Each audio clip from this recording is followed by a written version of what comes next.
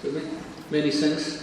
Good morning, everybody. I know I'm the last speaker of the morning, so I will try to be short as there will be the lunch afterwards. Early thanking Alessandra for giving us the opportunity on behalf of European Schoolnet to share with you some vision. And today, what I would like is to share with you 4 questions. The first question is more on, are the current traditional learning spaces adapted or adaptable for the current way students are learning? Which is more linked to, is it necessary, relevant, or useless to make them evolving with the use of technology? The third question is more, what evidence is gathered from current experimentations all over Europe? And finally, trying to share with you some perspective and looking at some main challenges regarding the 2020 learning spaces. So the presentation will be in 3 parts. First part, presenting you very quickly what European Schoolnet is, what we are doing. Giovanni didn't mention that he is the current chair of European Schoolnet, and he's chairing the 30 ministries around the table twice or 3 times a year, defining the priorities and the roadmap of the structure. I will share with you the presentation of the Future Classroom Lab, which is an achievement and a result of a major R&D project funded by the Commission, and which is a multi-stakeholder partnership between the Ministries of Education and IT industry. And then share with you some concerns, reflections regarding innovation in education. So moving very quickly on European Schoolnet, we are a network of 30 Ministries of Education. Our main remit is to work on the transformation of teaching and learning processes and to see how technology and digital media can contribute to support teachers and students and learners on a different way of learning and teaching. So we have been created in 1997. We have around 65 staff from more than 18 nationalities at the Brussels-based offices, and we work globally with around 250-300 permanent teachers through our various projects, which are mainly funded by EC-funded programs. So we don't have a full mapping of the current Europe 28. As Giovanni mentioned, Israel is a member, Turkey is an important member as well as some EFTA countries. We still did not succeed to get Germany, because regarding the number of lenders, we should have at least 16 representations around the table. Slowly, do you imagine how I suffered when you intervene in Italian, no? Do you know? So I'll try to slow up the presentation. And more or less, we have also quite a lot of other countries interested to join the partnership. We're in discussion with Latvia, with Croatia, as an example. So our strategic areas, 3 main areas of activities. The first one, which is a raison d'être of the organization, is to provide concrete evidence and data to our ministries on which they can base policy recommendations, meaning they can launch specific pilot initiatives. So we really work with them through various projects, through research and development projects, so that we can help them by the cooperation work done at transnational level to see how they can take up specific recommendation at national level. The second area is more linked to supporting schools and teachers via various initiatives, and I'll come to that a little bit later, but you all know the e-twinning network of schools all over Europe, which is animated as a service contract for the Commission by European Schoolnet and its ministries. And the third aspect, which will be more part of the presentation, is linked to the development of innovative and teaching and learning practices and development of innovative network of schools. You mentioned the avant-garde schools in Direttore in Italy, so we're trying to do the same all over Europe with our ministries. To give you an idea on the first activities, evidence-based activities, we offer our ministries a platform of exchange regarding their different experiences. Typical example is Denmark, which is quite advanced on new assessment models. They authorize the use of laptop in exams. They try now to look at how they can generalize the use of internet during the exams, which put into questions the complete assessment models. So that's the type of exchange that ministries can exchange with Denmark.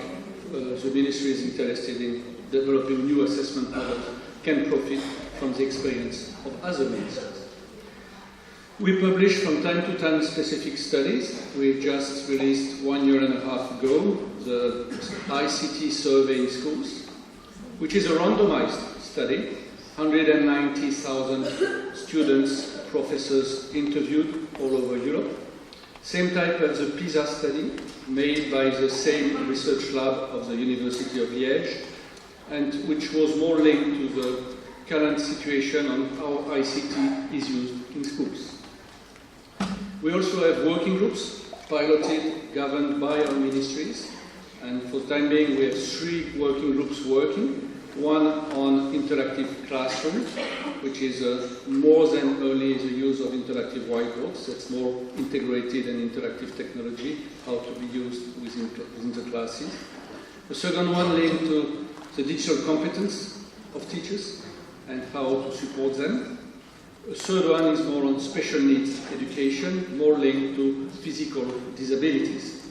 And we just opened a 4th working group with our ministries linked to e-safety on a responsible use of internet and mobile technology within the school and within the classes. The second activity is a support for school and teachers. E-twinning is one example. So the role of European Schoolnet is try to animate European networks. So e-twinning now reach around 40% of European schools. So we have more than 130,000 schools connected to e-twinning. We have, of course, much less teachers, an average of 1 to 2 teachers per school, but that's still 320,000 teachers operating within e-twinning. We're very active in the STEM area for science, technology, engineering, and maths, where we try to support our ministries on how to fight against the disinterest of young students to take up STEM studies and later on STEM jobs. So we run the Ingenious project, which was an industry ministry cooperation project, and we animate for the Commission the Scientics portal with the science community, the community of science teachers in Europe. And the last type of network we're going to animate is the INSAFE network, which also is a network of national structure working on a better internet for kids. And we go beyond only the school environment because we also look at citizens as such, looking at specific incidents, cyberbullying, sexting, all what could happen with the use of technology. The third area is more linked to innovative approaches and to validate innovative approaches. We just created 2 years ago the Future Classroom Lab. I'll come to that a little bit later. And it is linked to one of the major projects we organized and will run with our ministries, which is the largest initiative across Europe, which is called the iTEC project. And iTEC involved 17 ministries of education. We got around 10 million euro of funding from the Commission over 4 years. And we associated large-scale pilots with classes, with teachers in countries. More than 50,000 students have worked. More than 2,500 classes have been associated on developing future classroom scenario, developing learning toolkits, all linked to intelligent, interactive, pedagogical use of ICT in real teaching environments. The approach adopted by the iTEC project is quite interesting because for more than 10 years we always are fighting to say who should be the driver. Should it be technology? Who drives pedagogy? Should pedagogy be supported by technology. And the principle adopted for the iTEC project was that if we get the pedagogy right, and if we incorporate technology accordingly, then learning will become easier, deeper, and more engaging. It doesn't mean that we don't want to be pushed by technology. It means that, first of all, pedagogy should be at the center of the teaching processes. And the second principle adopted within the project was a relation with teachers and students. And mainly, never think of technology without worrying about teachers. Teachers with technology will make the difference with their students. That's how we created the Future Classroom. And this Future Classroom Lab, we had 3 questions we wanted to raise. The first question was, what type of technology should a standard classroom have? And we all know that there are quite a lot of debate. Should the Wi-Fi enter into the classroom? Are the classroom fully connected to internet during the class lessons? We all know that all schools are connected to internet. That's right, for administrative reasons. Now, if you look at the statistics on how many schools offer to have internet during the class, I'm not sure we reach the 2 figures percentage. Certainly plenty of countries will not go beyond less than 10%. The second question, which is quite interesting, is, are the decisions about the technologies being used connected to the change in pedagogical practice and student outcomes? And generally, in all our countries, the situation is that the person who decides the change is not responsible for the implementation. And that's from where quite a lot of problems arise, because there is a disconnection from the decision regarding the implementation. The last question was, how should we adapt the current learning spaces? And of course, we'll not delete the buildings, we'll not delete all the current class environment. We have to take them, and we have to see what type of ways we can progressively organize with the current infrastructure, with the current building, to make learning spaces a little bit different.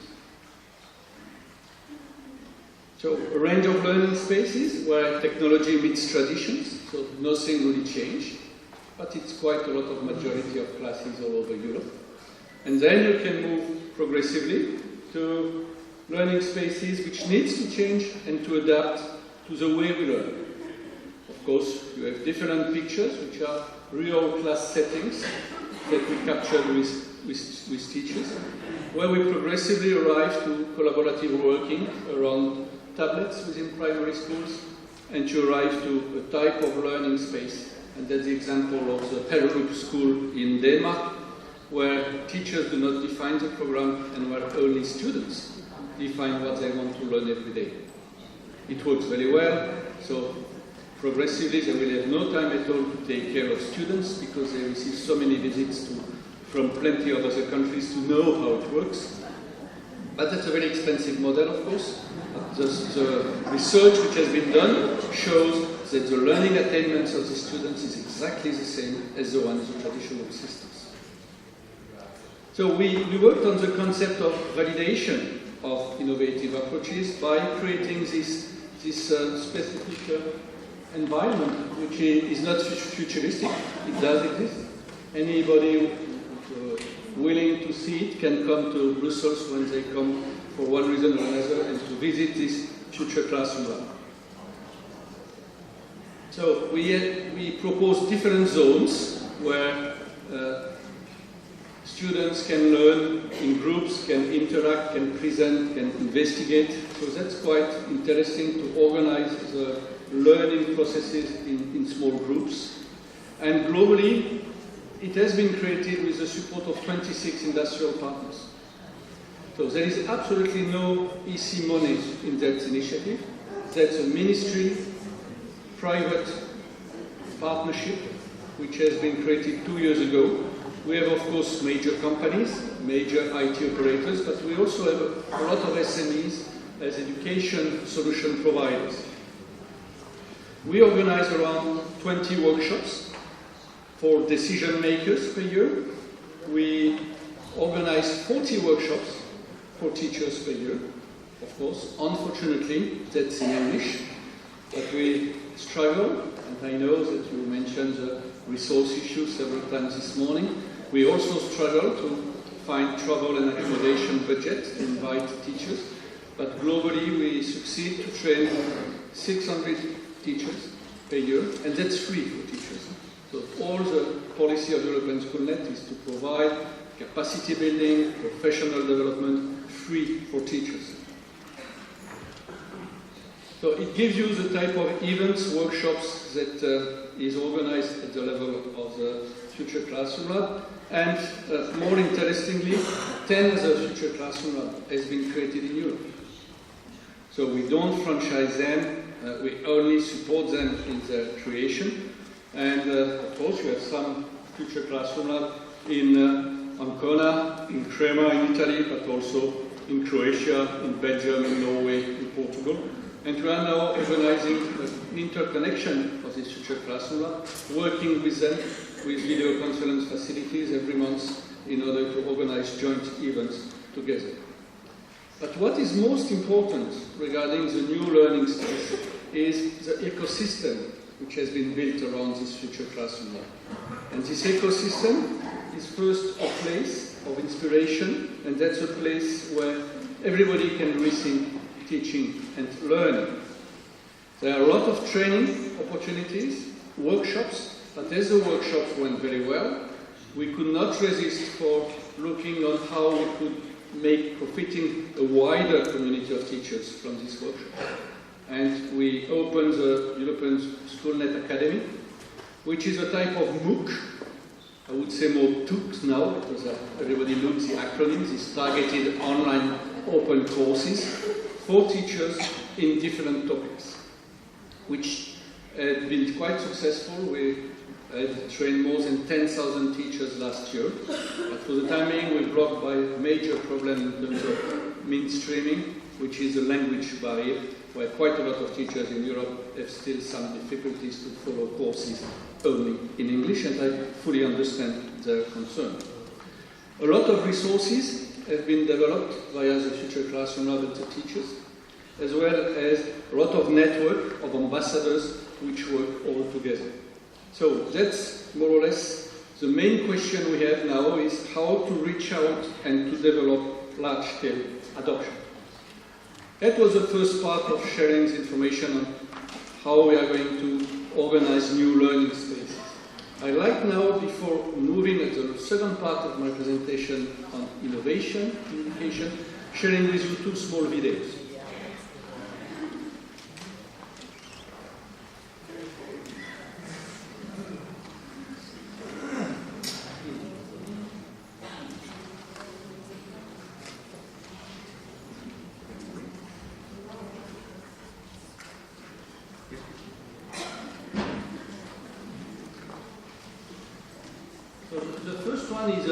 First one is a video which has been shooted in 2009, and it's coming from the Edutopia. I guess all teachers know Edutopia. That's the first resource place where you look for downloading resources, and I'll let you having a look to it.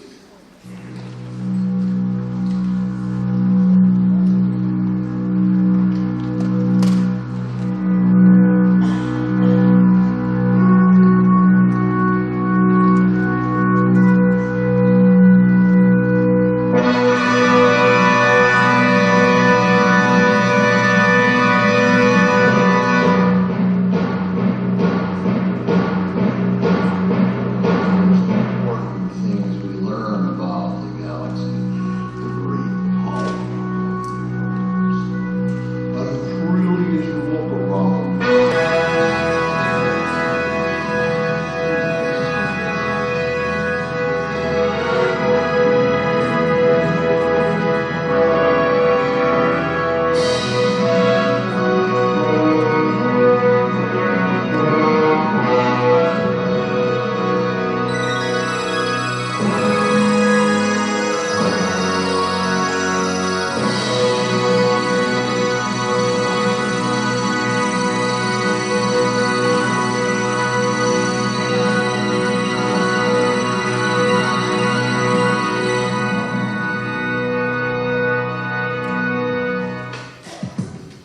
is the digital generation.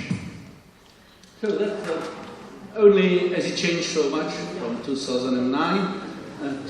What we have to accept is the way students learn is different from the way students were learning 20 years and 30 years ago, and we have to adapt, and we have also to make the best use of technology here. So the second video is more a set of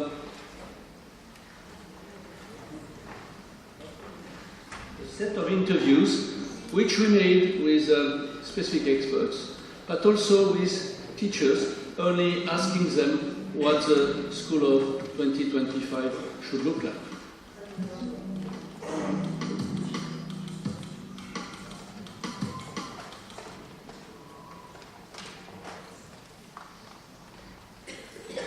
Mi piacerebbe che le scuole, le classi del 2025 possano avere un tipo di accesso a video e audio-video e ancora altre forme di immagini, così che ogni videoclip, ogni cinegiornale e ogni singola risorsa che sia mai esistita possa aiutare a far meglio ciò che fai e con più interesse. Io penso che la classe del 2025 sia piuttosto simile alle migliori classi che ci sono oggi. Sono dei luoghi molto socializzanti e dobbiamo ricordare che questo è il modo in cui gli esseri umani apprendono, ma è necessario mettere i bambini in una posizione più direttiva perché possano autodeterminare il proprio apprendimento.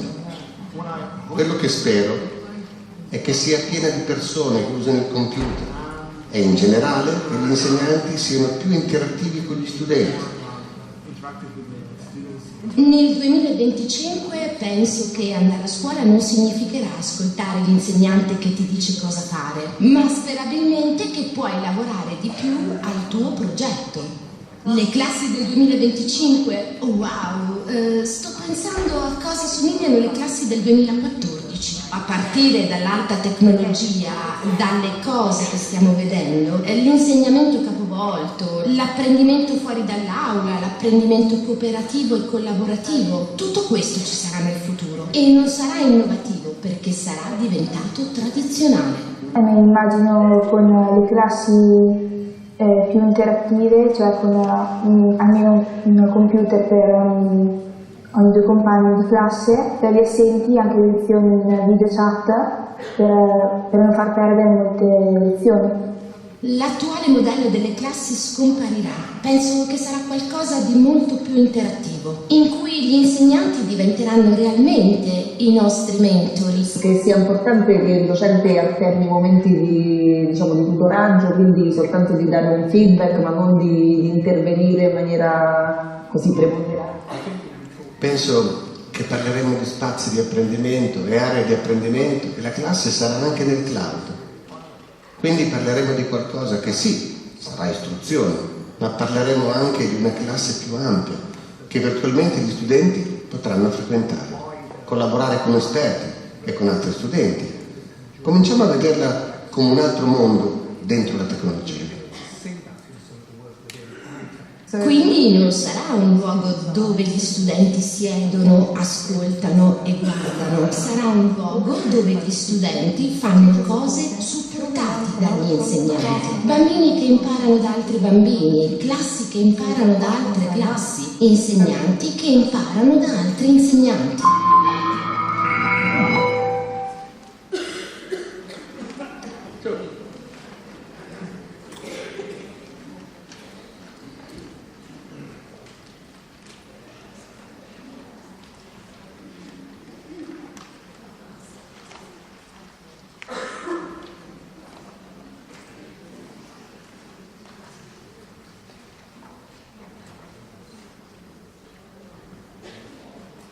So it leaves me now to exchange a little bit on Giovanni mentioned the positive contamination mechanisms in order to fight against the lack of resources. I'm not sure which magic formula you can find for that. But more on innovation. But before looking at innovation in education, which is quite a complex topic, I think that's quite important to look at the current education issue and in which environment we all are facing Some of the slides this morning presented the crisis situation we are facing in Europe for the time being. So the first element is education and employability, and that's certainly a major element, and that's part of the mission of our education systems. We don't have to forget that 1 in 4 students are early school leavers in Europe. 1 in 4. And 40% of them do not find a job. On the other side, you all know the buzz which exists on these famous ICT jobs, which are not filled in Europe. And we have 1 in 5 young people who are not unemployed, and on the other side, we are told that there are 500,000 jobs which are not filled in. How can we organize or find the bridge in order to support and to contribute to develop this type of skills so that more jobs could be offered to these unemployed people? The second element is more the teacher capacity building and the supply. I know Direttore is extremely active in the in-service training of teachers in Italy, but one of the main questions, and that's one permanent question that Direttore has, is the current offer of in-service training programs meeting the needs of teachers. And part of the surveys, such as the ICT in School survey, revealed that 70% of teachers decide to take training on their own time outside of any formal in-service training program existing in countries. Which means an appetite for learning, the momentum is there, so teachers are looking for training, and from time to time, one has to recognize that part of the training offered do not meet necessarily the need of the teachers. Retention rate is quite important as well. And we have a key problem in Europe. We have a problem of the age range of teachers, where 1/3 of teachers are more than 50 years old. In some countries, such as Italy, I think we arrive to 50% of teachers, as well as in Germany. So which means that in 10 years' time, we will have to renew 1/3 of the teacher population in Europe, 6 million teachers in Europe, which means 2 million teachers to be renewed. But on the other side, we are facing a major problem regarding the teaching profession in Europe, which is the retention rate of new teachers. In some countries, more than 20% of new teachers leave the profession after less than 3 years. So that's an issue we have to address and we have to work on. Third element on the context is the digital competence and the digital divide.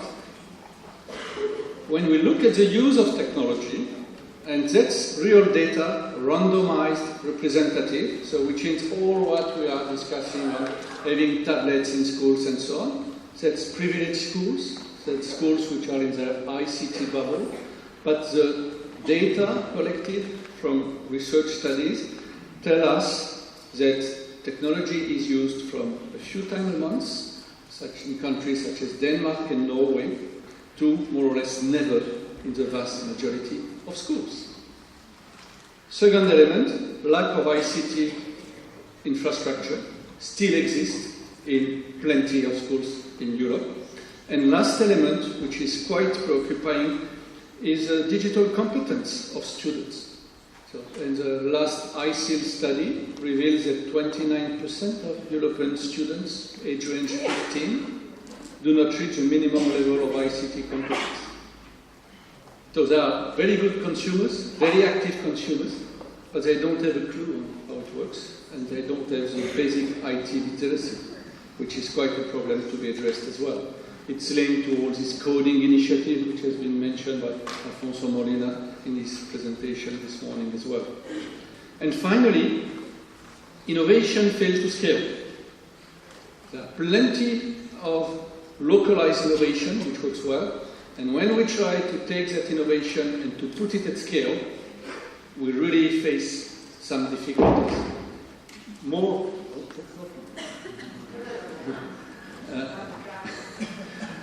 And generally, when we have an innovation which works very well, the main problem we have is we don't know how to scale it up. And on the contrary, when there is some innovation which do not work, the main problem is we don't know how to stop it. So that's part of the problem that our education systems can have. Moving now to the innovation and where innovation can take place in our education systems. Generally, okay, it's not exactly the case in all countries, but generally our education systems rely on three main pillars.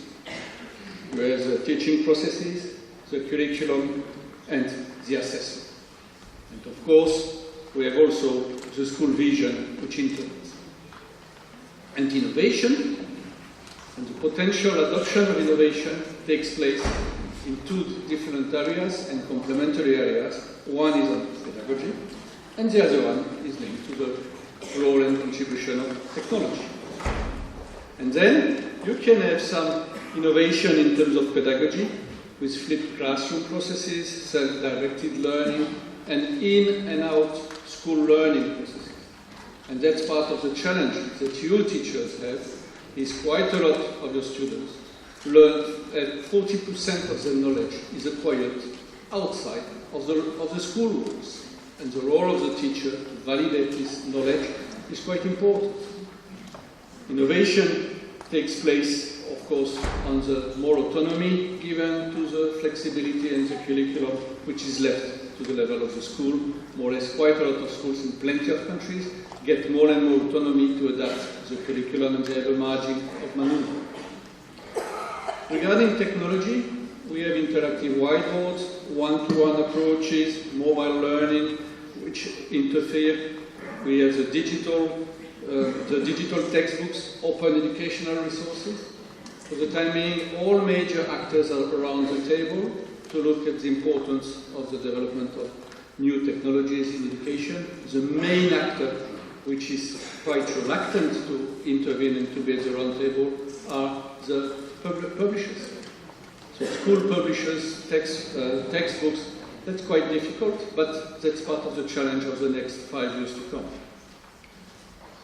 Of course, the use of laptops and the access of internet for exams and learning analytics as well are topics which will immediately impact on the assessment activities as well.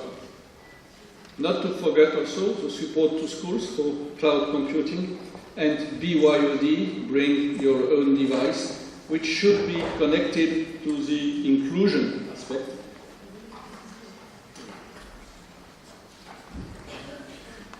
Which should be connected to the inclusion aspect. In Denmark, more or less, more than 98% of devices are brought by the children, and that's the device of the home. Which means that the school only intervenes to provide the 2 or 3% for socially deprived children, which have not the capacity to have their own equipment. Therefore, the type of investment within the school is completely changed rather than looking at investing and buying the same tablets for everybody. So the bring your own device, of course, has consequences regarding security access to the learning space offered within the learning environment of the learning environment of the school, but that's certainly an issue to be looked at. The last report, which has been published by the Institute of Prospective Study in Sevilla, which is a research commission body, was a horizon report for Europe. And the main recommendation and main issues were the importance of rethinking the role of teachers, of looking at the impact of social media platforms. So there is some teachers community which decided to create a Twitter community on how to use Twitter in teaching processes. The increasing focus on open educational resources, evolution of online learning, and the rise of data-driven learning and assessment. Cloud computing, educational games, mobile learning, personalized learning are considered as approaches which should penetrate the school within the next 2 to 3 years. And finally, quite more problematic issues such as integrating ICT in teacher education, the students' low digital competence confirmed by the ICILS study, as well as the necessity to provide students more authentic learning opportunities. And that has to be directly connected to the contextualization of STEM teaching for science teachers. So the component of innovation is more, of course, we have a lot of innovative teachers, and there are 3 components. And we can say in Europe, when we look at the laboratory of experimentation and innovation that the training provides, we have a lot of innovative teachers, but they act in an isolated way. And one of the challenges we have now is to move from the innovative teacher to the innovative school, where we really have to see how we can embark teachers and their head of schools. And I discussed with one French expert who will intervene tomorrow, and we said yesterday in a dinner that we see some association where we have teachers and head of schools here. It would not necessarily happen in plenty of other countries.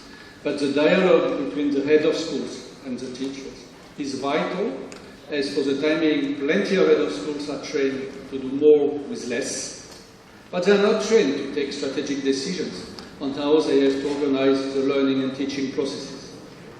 And finally, the third component is more linked to innovative education systems. In terms of challenges, I mentioned in my introduction 3 major challenges. The first one is certainly the governance of innovation. The second one is the mainstreaming. And the third one is the training issue, being pre-service training for initial training as well as in-service training. Looking at the governance, we will move from validation, conformity activity from the central level to more support to school with more flexibility and supporting schools in a differentiated manner. And the major challenge and the major issue is the one of responsibility, accountability, and assessment at the level of all institutions. Looking now at the mainstreaming, you all know this famous graph, and we all like this type of graph where you have the situation regarding technology. So on the left side you have the pioneers, the convinced people, some say the geeks, who are convinced by the potential of technology. On the other side you have the neophytes, the unwise people. But what is quite important is in the middle, that's the practitioners. And that's where the transformation will come from. And that's where we really have to work on if we want to succeed on making the best use of technology and the best pedagogical use of ICT. We have to work just with these transformers people. 4 recommendations for integrating ICT in pedagogy. First, it has to be irresistibly engaging for students and teachers. Secondly, it has to be efficient and easy to use. Thirdly, it has to be ubiquitous, every time, 24/7. And finally, it has to be steeped in real-life problem solving as well. The major importance is not technology. The major importance is to focus on its purposeful use, and you have to integrate every new technology for its potential use to serve educational aims.